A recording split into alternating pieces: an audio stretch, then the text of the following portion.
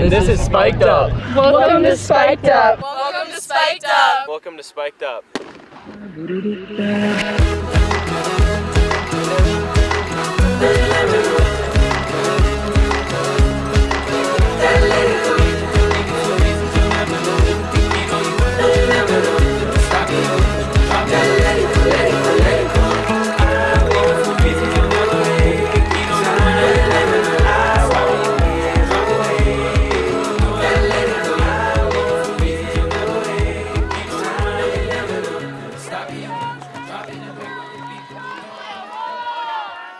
Hey there, Colorado running fans. Welcome to this week's edition of Spiked Up. As always, I'm Bobby Reyes, and I'm going to be your host. Another big week on the course, back on the grass, some very thick grass this time around, but we'll come back to that because before we get rolling, just want to give a huge shout out to our sponsors, the Niwot Market.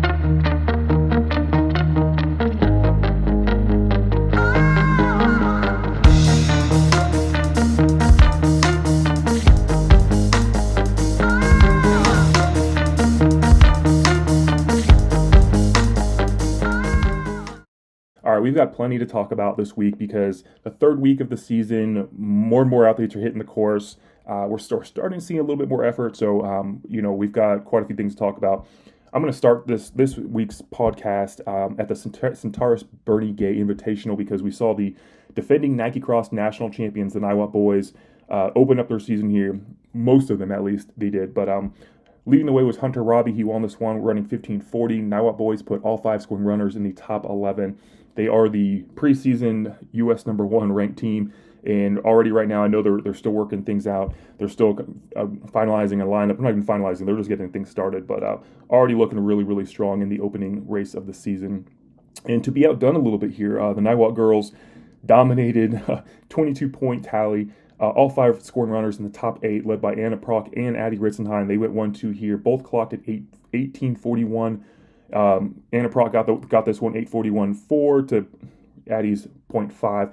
But when you look 1 second back, another glaring performance that kind of caught my eye was Broomfield freshman Savannah Fernandez.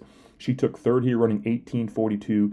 It's likely that the Niwot girls were mostly kind of pack running and running together, but seeing Savannah Fernandez actually push that pack a little bit, that's very impressive. You're definitely going to want to keep an eye on her as the season progresses. Now, moving along to Alamosa, the Joe V. Hill Invitational, the Classical Academy's Vivian Jack, stormed to a 17:56 course record. This is a course that has seen a lot of great athletes. It's also 8,000 feet.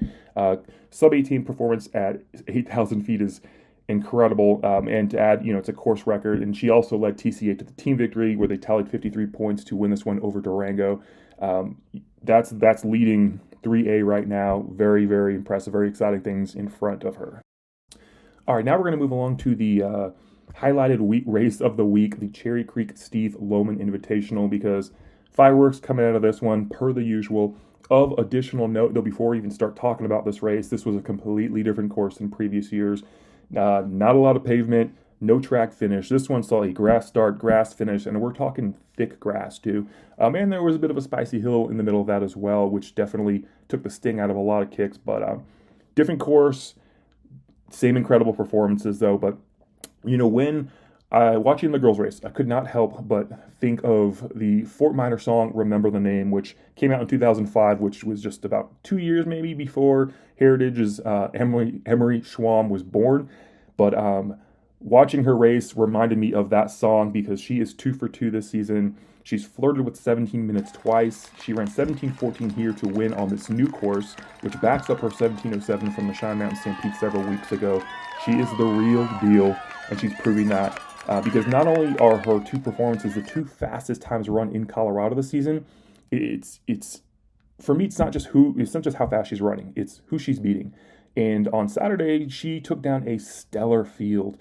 We're talking about Cherry Creek's Emily Cohen. We're talking about Mountain Vista's Claire Giberson. We're talking about Cherokee Trail freshman Madison Lang. And we're talking about her Heritage teammate Carolyn Fender. The list goes on of the names that she actually came out in front of on Saturday morning, which just makes this performance even more impressive.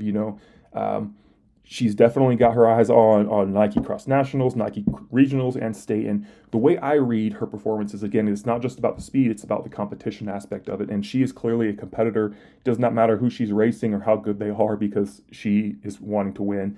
And that's what I saw on Saturday, which is what I found very, very impressive, given the fact that when you're trying to win state titles or, qualify for NXN or even compete at NXN, you have to be a competitor. It's not just running fast, and clearly she knows how to compete. Honestly, it's intimidating coming into these kinds of races because you just know how much talent you're going to be surrounded by.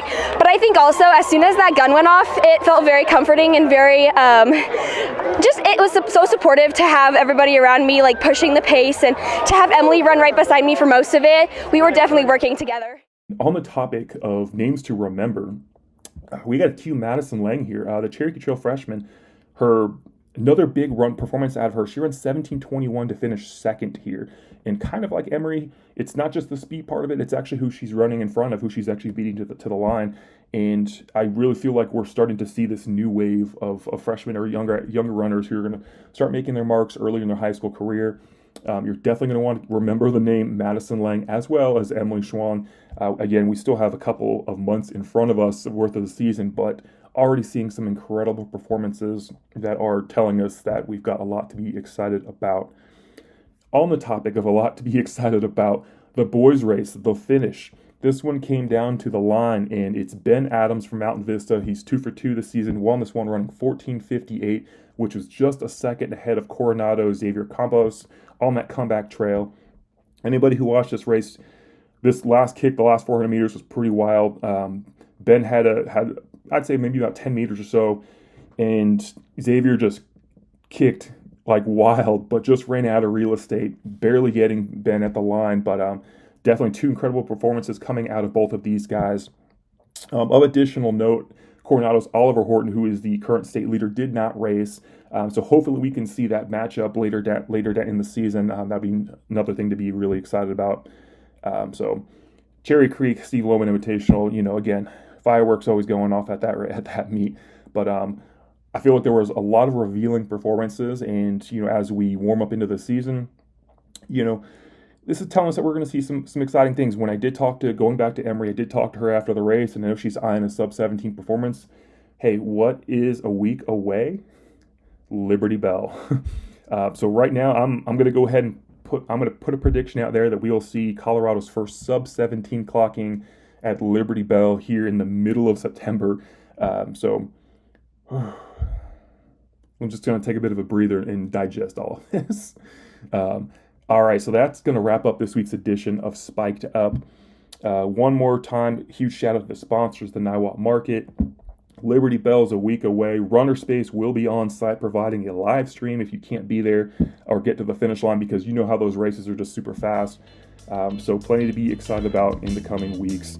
As always, I'll see you on the course. I'm doing it all for you, my Lewis. I'm just getting started. Doing it all for you, my Lewis. So I show you spot.